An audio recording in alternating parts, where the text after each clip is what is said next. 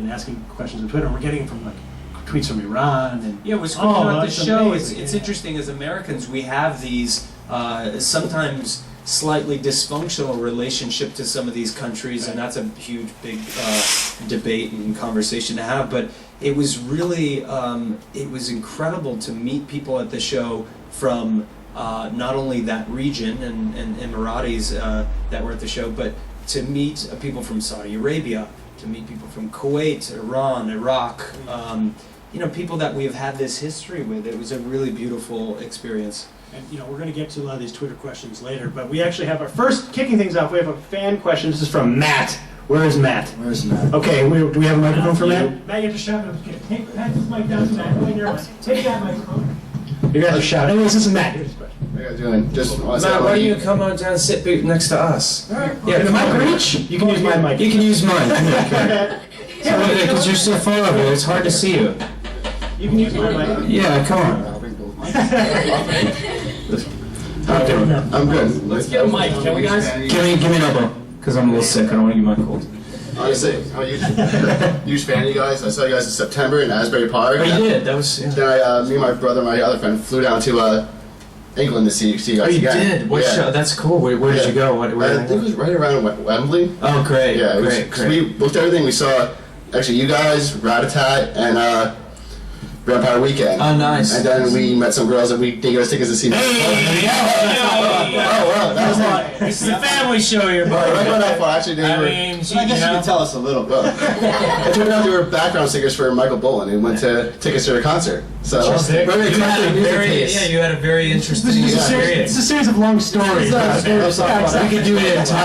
could do an entire State of the Union around your trip. It sounds like there, dude. So Matt.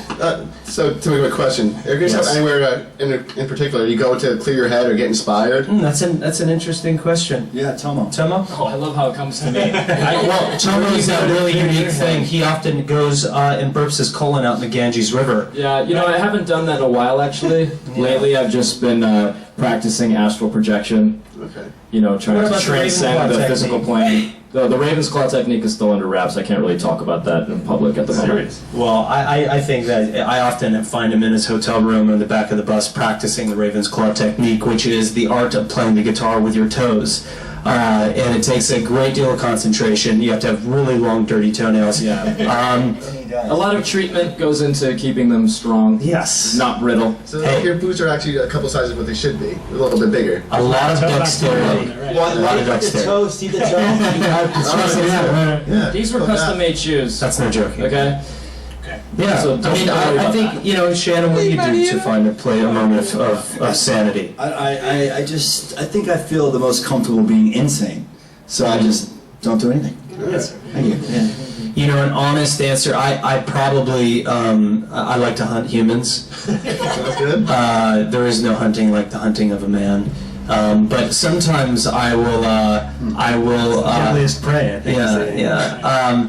Sometimes I will. There's a little Hemingway for you. But I will. I'll read.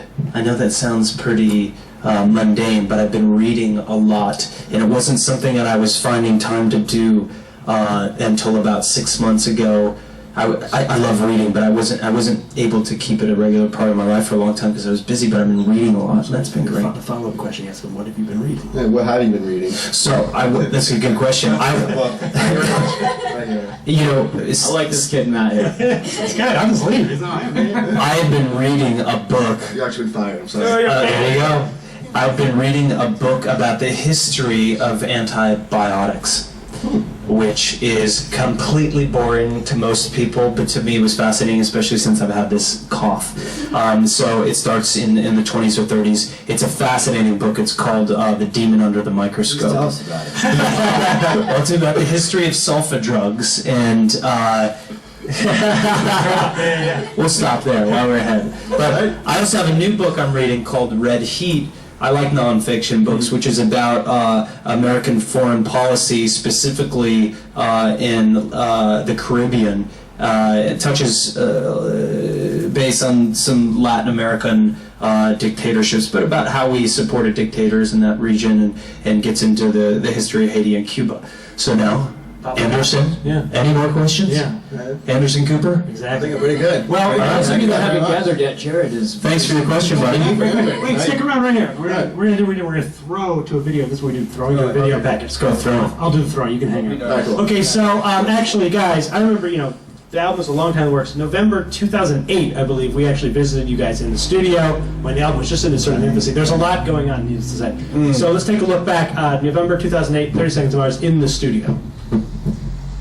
For us, it's a place that we explore, we experiment, we beat the living crap out of the songs that we're working on. But, when you're in it, you can't help but be 1,000% focused on just what's happening in that moment at that time. That's why I like making music so much, because it really commands your entire being. It takes all of you, and when you're making it with other people as well, it's a really unique experience.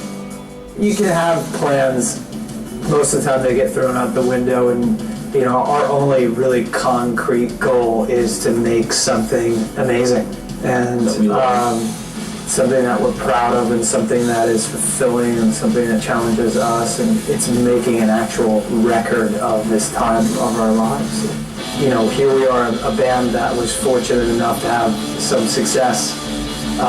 Normally, it would be an incredible amount of pressure and challenge just to follow up a record. But not only do we have that, we have other enormous challenges. Having a $30 million lawsuit hanging over your head, making a record ourselves in a much more DIY approach than we have in the past. What I find to be the most amazing thing about all of it is we are in the best spirits, and we are more inspired than we've ever been before as a band, and we're working together as a band. Ay, no. No me...